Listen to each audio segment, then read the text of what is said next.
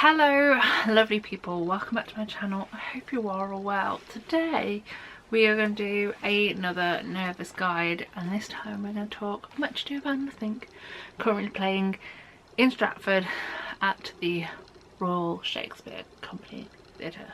Royal Shakespeare Theatre, you know. So if you want to know all you need to know about the show, stick around and we'll get into it in 2 whole seconds.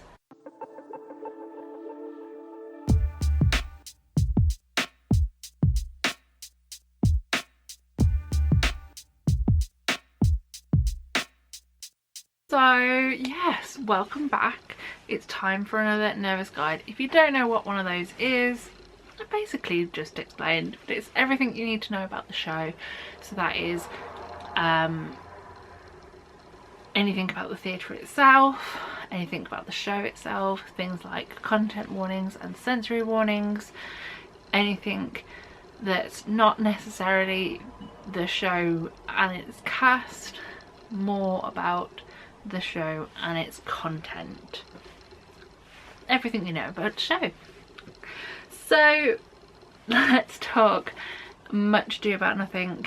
I had never been to Stratford to see a show. This was my first experience seeing it and being there. It was also my first experience watching another Shakespeare show, because as we all know, the last thing that I saw and reviewed was the playing Shakespeare version of Macbeth at the Globe. I'm all about the Shakespeare this year. It's quite crazy. Who am I? But I saw this one advertised and I jumped on top of it, and yeah, I'm very excited to go and see it. Let's start with my seat. So for this show I sat in the circle, which is the middle section, if you will. We were in the circle, row D, seat 57. The one thing to mention about these seats and their position and their essence, if you will, firstly, it is just off centre. The seats that we sat in, which I think I just said 57 and 58 in D, these seats, like I said, just off centre, pretty decent sight line. There is one aspect of the show which is kind of end of Act 1 and a small portion of Act 2 when it first starts, where there is a room above stage in this cleverly built in thing, and due to that room being in existence, did have to kind of sit down low in my seat to see what was happening in that room, because from where we were, the mix of the circle above being there and also the lights being just off meant that it was kind of a bit tricky, but it wasn't like the end of the world. For the most part, we could see everything that was happening. The other thing that I want to talk about in regards to the essence of the seat is that when I purchased them, there was a warning, if you will, on them, and that was because they are described as high, narrow seats without arms. I was like, what do you mean by this? But essentially, you are back row in the circle, because D is the end of the circle where we were sat, and the seats are decently high seats. I am 5'7", 5'8", and I had to do some slight gymnastics to get in and out. It was a good jump off the seat whenever I wanted to get off it. There is a footrest built into the bottom of your seat, so the seat, you pull down the actual seat area, and just underneath there, about here on my wrist, is a little foot rest I could just about also reach the a small bar that was just in front of where our seats were, not high enough that it caused any problems. It was down low, and was very helpful for pushing myself up into the seat.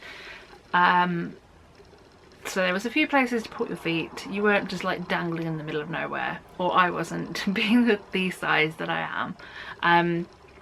But yeah, it was an interesting experience. Don't know if I'd pick those seats again, just because of climbing in and out of them, but I had never been to the theatre before. I didn't know anything about anything, so I just went for it and picked those seats because they were on the end of a row. And 9 times out of 10, when I am going to see shows with my mother, who I went to see this with, I like to be on the edge of a row for reasons. It also said that there was no arms, but there was very much an armrest on both sides, so I don't know what they meant about that. But seat wise, they were pretty decent, quite comfortable as well, bearing in mind the running time of this show is 2 hours 35 with an interval. So it's not a short play by any stretch of the imagination. And it was only really second half towards the end I got slightly fidgety and slightly uncomfortable. But yeah, pretty decent chair. So that is my seat and the running time sorted and done. Next, a quick shout out to the staff at the RSC, especially in the Royal Shakespeare Theatre where Much Ado is being put on.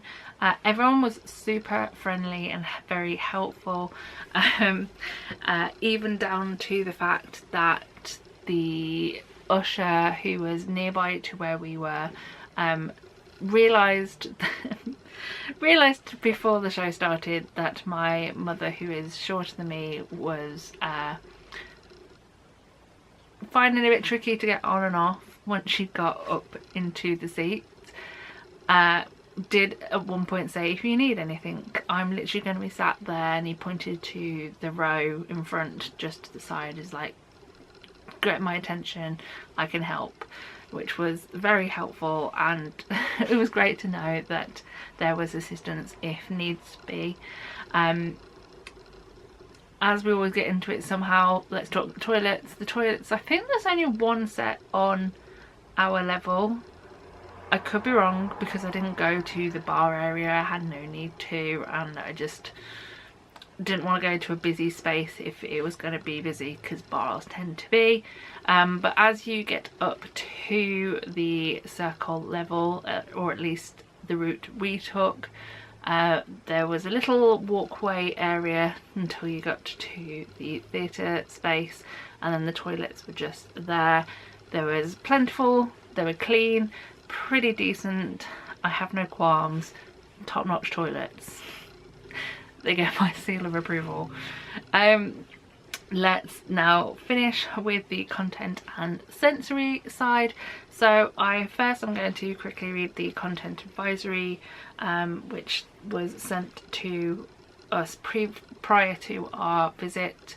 I do have to say, in regards to sensory and content warnings, the RSC were absolutely amazing. We had 2 emails prior to our visit, which had similar information, but it was really helpful to have it twice in case for some reason you lose the first one.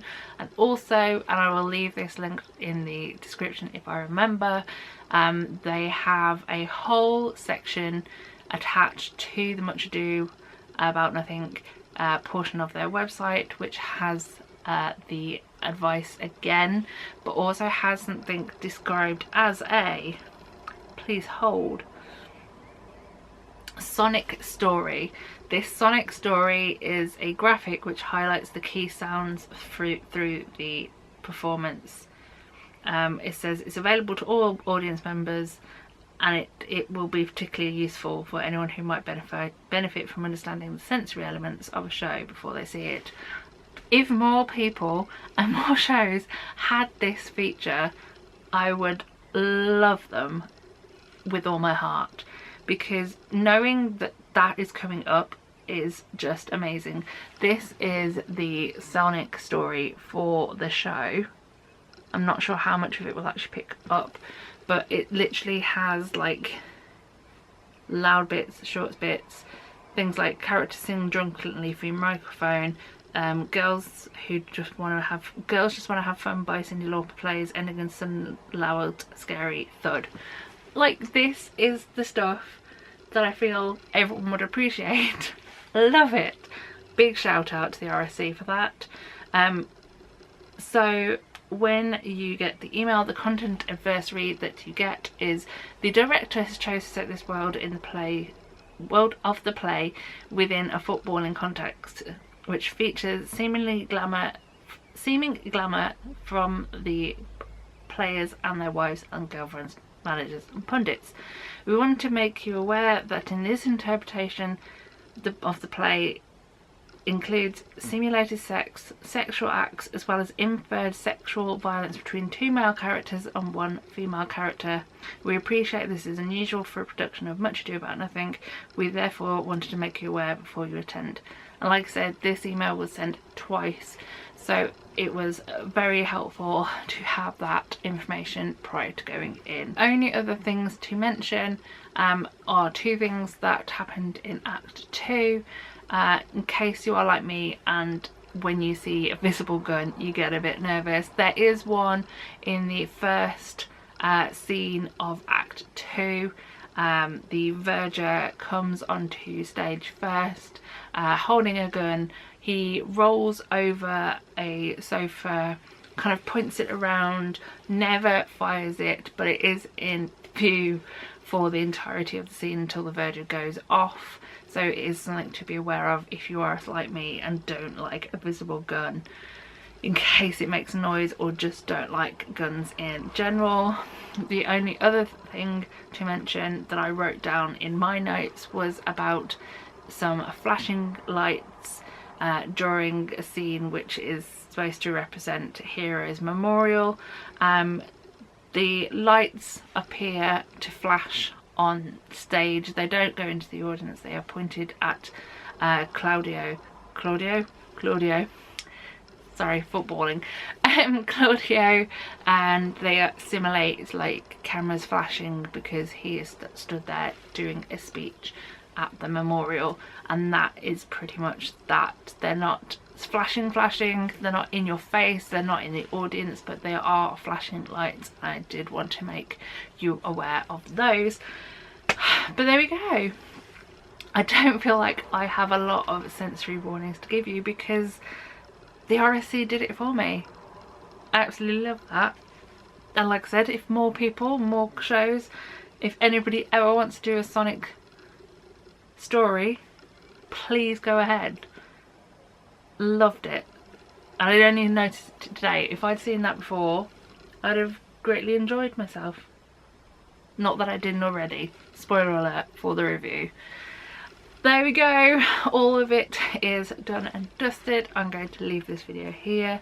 Like I kind of just mentioned, the next video you'll see is the review for this show. But yeah, another nervous guide all done. You now are in the know and everything you need to know about the show. I'm still trying to make it a catchphrase and I keep messing it up. But there we are. I'm going to leave you alone.